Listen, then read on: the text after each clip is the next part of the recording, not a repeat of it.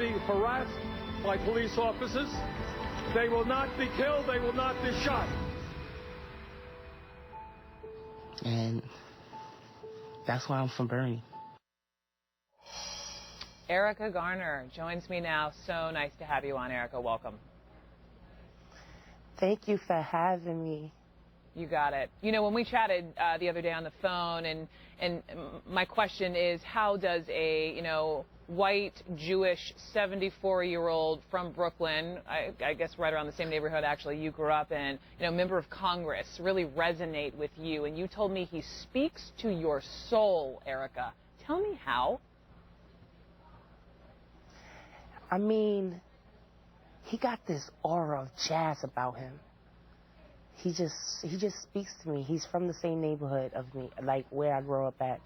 He just, his whole life, he's done protested and spoke on the behalf of black people and our issues, not only the injustices, but our economic struggles. You introduced him today at this event. Did you get a chance to talk to him? Did your daughter meet him?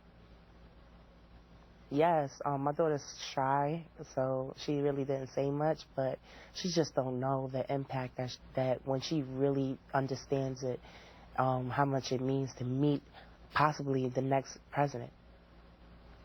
During a recent debate, Bernie Sanders said that he would improve race relations. It would be better under him than Barack Obama. Your response to that? Well,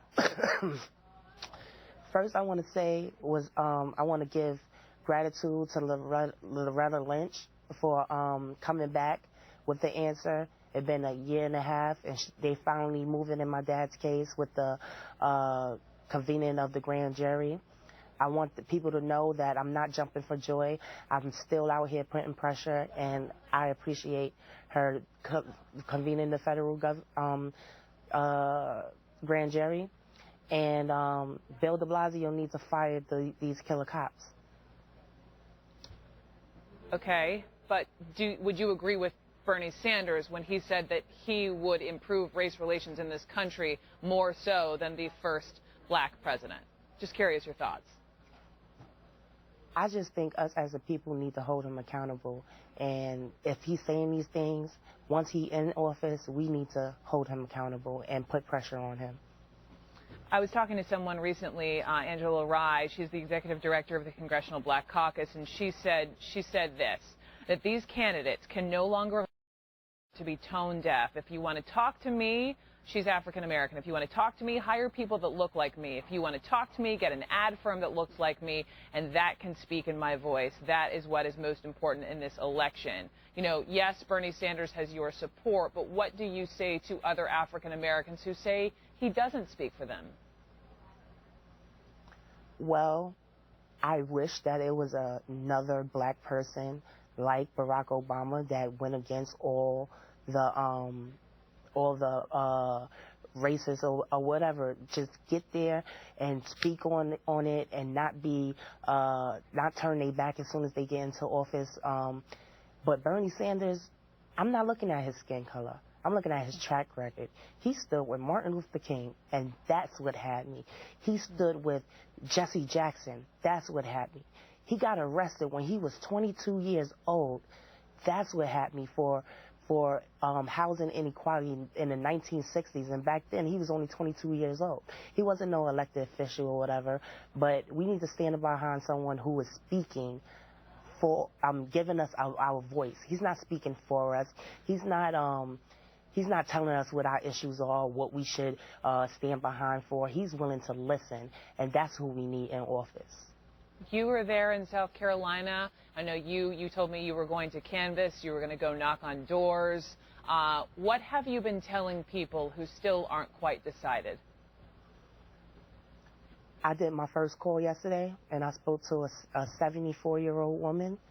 And I didn't try to convince her on which candidate that she wanted to go for, but I asked her, what was she concerned about if she was to vote for a candidate? What issues do you want to be addressed?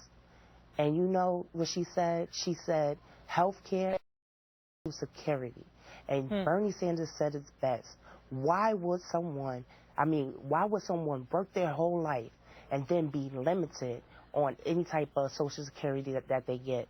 And why do they have to cut their pills in half? I have a 90-year-old grandmother.